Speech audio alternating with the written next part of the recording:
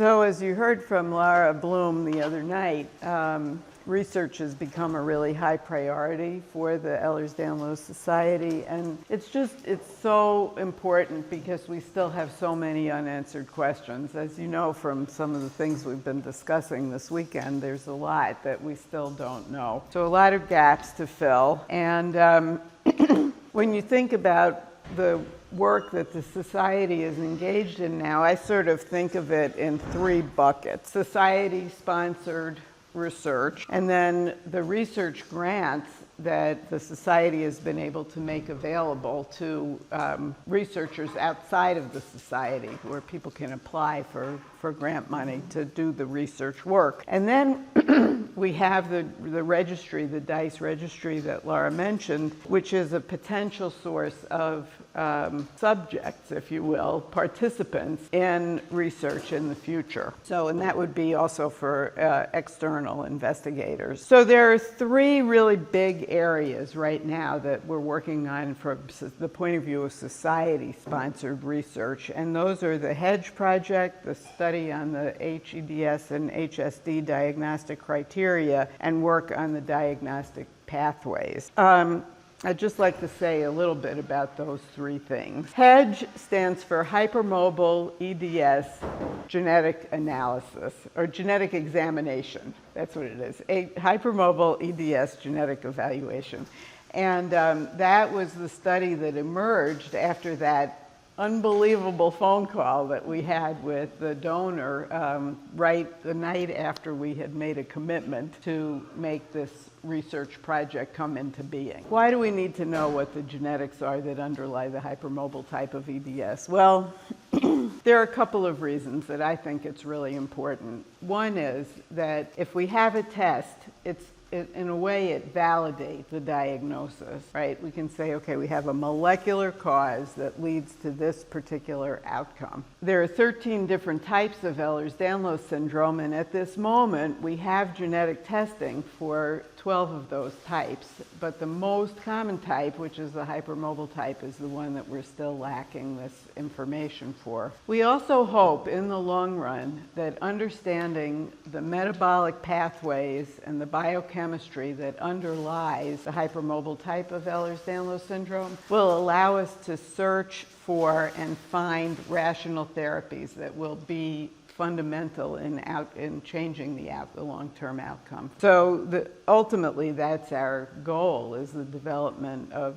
treatments that are going to improve the lives of patients. So where are we with this? And as Laura mentioned, the goal was to collect 1,000 people, the DNA from 1,000 people who have the hypermobile type as we define it using the 2017 diagnostic criteria, and that was accomplished by summer of 2022. The sequencing was finished by the end of the summer of 2022, and now we're in the analysis phase. So we're really, really optimistic that we're going to have some very good information from this over the next 18 months or so. And also, as Laura mentioned, we've got Dr. Chip Norris, who's working at Medical University of South Carolina. He has I think they've done about 300 whole exomes. So the exome is the portion of the genome that encodes specific proteins that we know about.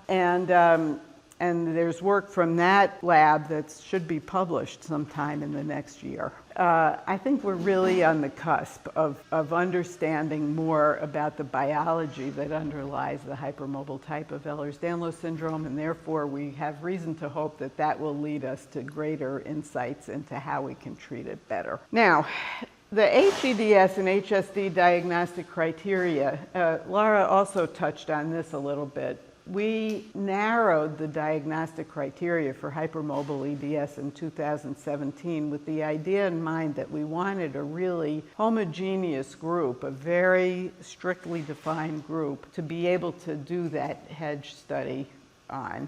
and for the scientific effort to be focused on a very well-defined group of people. Making that narrow definition left a lot of people with generalized joint hypermobility who didn't fit into the 2017 criteria for hypermobile EDS. The idea about the hypermobility spectrum disorder came up as a way of we needed to have a name to apply to the people with generalized joint hypermobility and many of the same symptoms that people with HEDS encounter. And so that hypermobility spectrum was born basically in 2017. As we've progressed since then, it's 5 years since 2017, and we've come to realize that the presentation for people with HSD versus HEDS is really very similar. The frequency of comorbidities like dysautonomia, like mast cell activation, like GI complaints, like chronic pain, they're comparable in these two groups of people. Both of them have the generalized joint hypermobility. So the difference is in that criterion too, if all of you are familiar with the checklist that we use, the presence of there's a list of 12 things and we need 5 of them in order to make a diagnosis of hypermobile EDS, and many people in the HSD category just don't have that, one of those 5 things. We've embarked on this diagnostic criteria study as a way to say, are we using the right means to distinguish? Does it really make sense to distinguish between the HSD people and the HEDS people? What are the most appropriate ways of defining people with hypermobile EDS? So it's Dr. Alan Hakim is leading up that study. It's going to be an international study. It's going to be a very rigorous study. We're looking to incorporate other means of looking at the joint hypermobility because, the Beighton scale is limited, right? We've got 2 joints in the hand, the elbows, the knees, and the back, basically. But we don't have anything about the shoulders or the hips. So in this study, we're going to be including some other measures of looking at joint hypermobility at some of the other joints and including them in the analysis. We still have the problem that we don't have a gold standard. So in the absence of the molecular testing, we don't really know what we're judging against. So it's going to be a little bit of a challenge, but I think as we collect this information and as we're moving forward and getting the molecular information, hopefully those 2 streams of investigation will come together and we'll be able to put together a more rational plan for both of them. Yeah, so there's a small kind of offshoot of the Hedge study that's been done now. We've collected samples from 50 people with HSD, and we're interested in expanding that, but it's a financial issue also. But yes, that definitely is a plan. And it's really interesting because we, as part of Hedge, we collected the DNA, but we also collected serum and plasma. And so there are investigators, somebody in Italy, Dr. Marina Colombi, who's doing proteomics, so looking at the proteins that are expressed in the serum and doing a very wide search of that. And then there's a whole field of what they call metabolomics, which looks at metabolic pathways that are being expressed, and that you can do that in the serum and plasma as well. So there are other investigators that are looking at that, and there's a scientist in Canada who's looking at what we call the epigenetics. So the DNA methylation and how the genes are being expressed in the DNA from patients with HSD and HEDS, and comparing it with what we know is in the average population, the general population. So it's not only the sequencing that we're getting from the Hedge study, but also the proteins and the metabolome and the epigenetics. So there's a lot that's going on with that. Tissue typing. We haven't done any biopsies. Yeah, we only have the blood samples, and those were separated out into the DNA and the serum and plasma. Is there any intersection, like that type of testing where you can see what medications work well for your body, or like that? Are there commonality with HEDS and having similar results? So that's a really interesting question. That's what we call pharmacogenomic, and that we would be able to answer that question. So the DNA is there, and I anticipate that we will ask and answer the question about the distribution of the variants in those pharmacogenomic genes. And see whether there really are differences in the way people metabolize drugs in the HEDS population. One of the things about those pharmacogenomic genes is that there really isn't a standard for, like, what people call the normals are only present in maybe something like 20% of people. And when you look at a broad range of people, even in the general population, there's just a lot of variation. And that variation has been pretty well described. So we'll be able to see if the variation in the HEDS population is similar to that or not.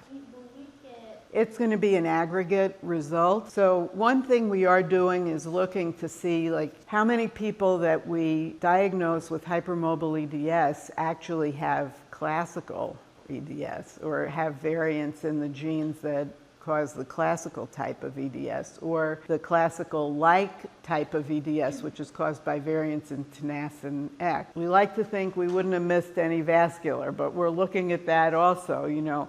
So if we find any of those, we definitely are going back to people and letting them know that they have a different, you know, they have variants in these known genes. But aside from that, we didn't plan to return results. Once we identify the genes, and if we do find variants, and we're not expecting that we'll find them in absolutely everybody, but when we find genes, I'm going to say when we find those genes, we will get those results back to individuals. Value, like when the study is completed and there's more known, I've never had genetic testing. Would it be like in my best interest when they do know more information to get tested, if I get reclassified? Or So we anticipate that the genes that are identified through Hedge will eventually be included in the commercial panels of DNA testing.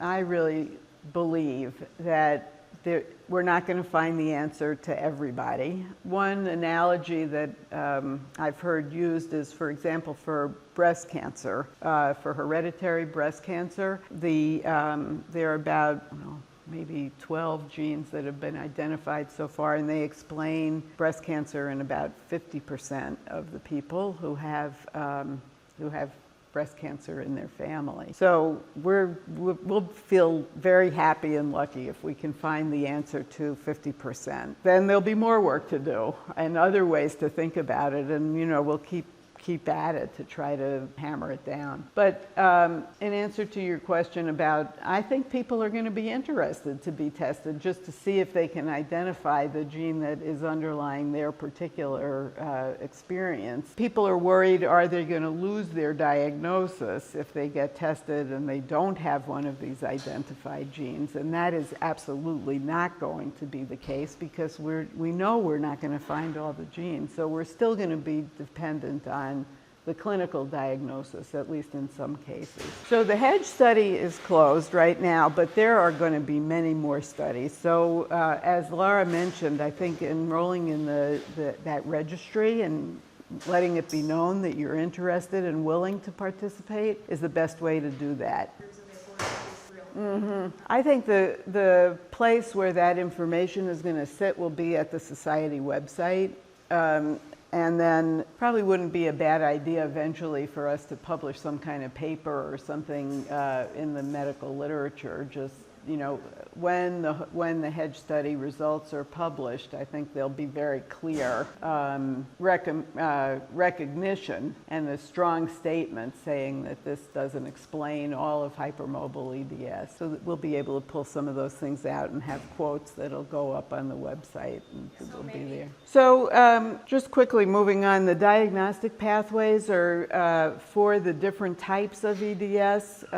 Working group is developing recommendations for making the diagnosis for the classical type, the vascular type, and of course the hypermobile type is now going to be dependent on this new study for the criteria. And then we're trying to get funding for a study looking at the natural history of hypermobile Ehlers-Danlos syndrome and in fact all of the different types, because that has not been done previously. And then a prevalence study I think is really important, because understanding how many people there are that are out there with hypermobile EDS and HSD is going to be very important for making the argument that these studies are going to impact a huge number of people, and therefore the funding agencies should be really interested in this. Is there a way to pledge our body?